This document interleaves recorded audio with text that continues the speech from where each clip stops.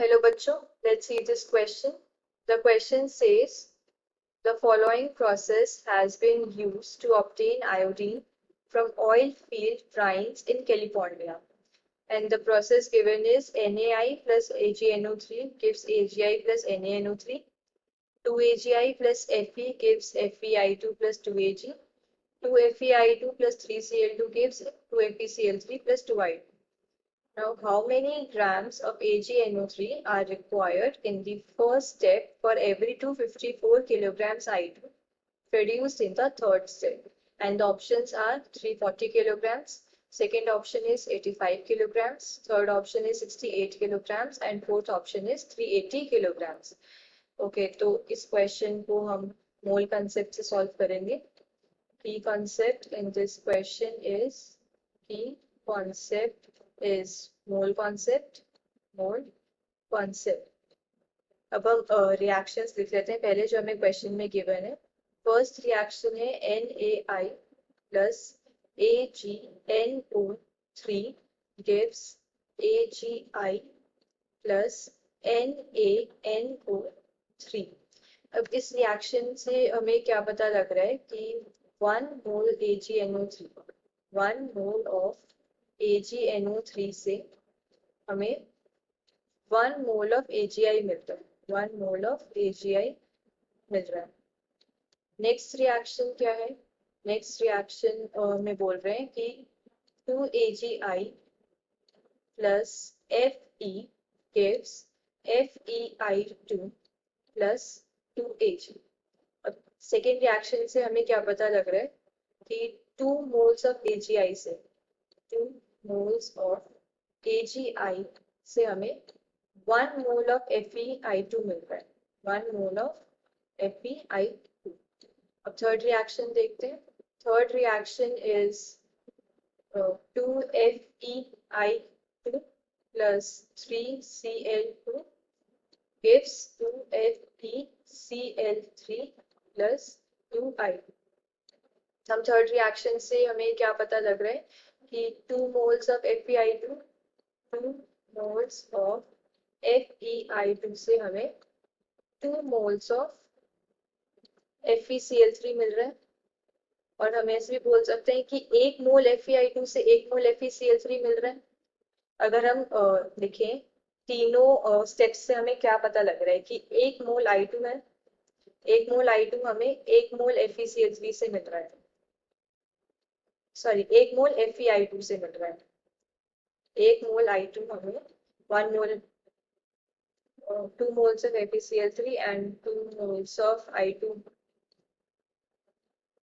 तो हम बोल सकते हैं कि 1 मोल I2 हमें 1 मोल FeI2 से मिल रहा है. 1 mole of I2 from 1 mole of FeI2.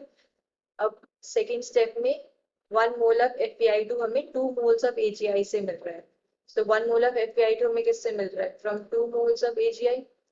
2 moles of AgI and 1 mole of AgI हमें 1 mole of AgNO3 से मिल रहा है. तो 2 moles of AgI हमें 2 moles of AgNO3 से मिलेंगे.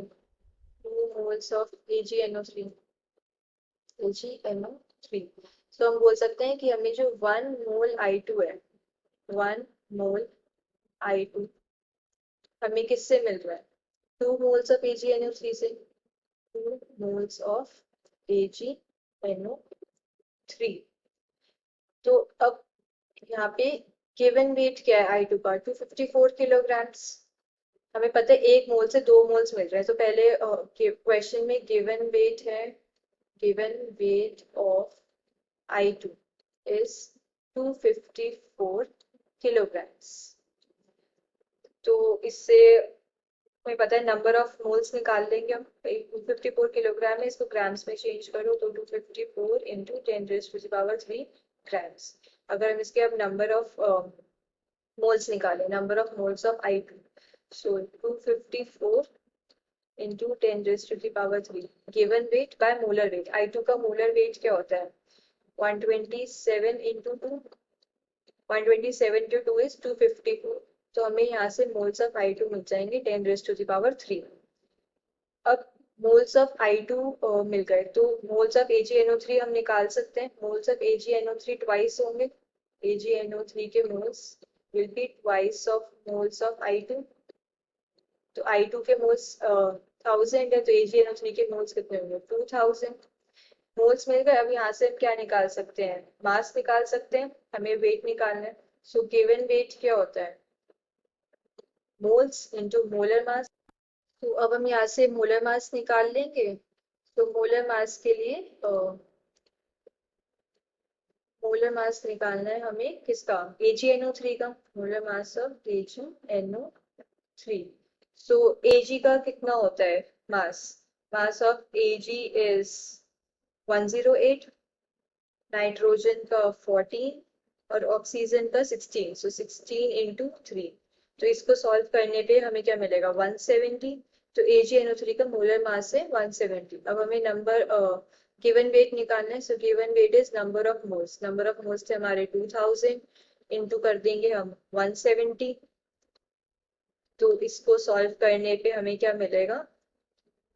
340 इंटू 10⁻³ ग्राम्स। इसको हम क्या लिख सकते हैं? 340 किलोग्राम्स। तो जो गिवन वेट है वो है 340 किलोग्राम्स। और वी कैन से जो रिक्वायर्ड है, AgNO3 का जो हमें मास रिक्वायर्ड है वो है 340 kilograms. So the final answer is 340 kilograms. Hope you understood it well. Best of luck.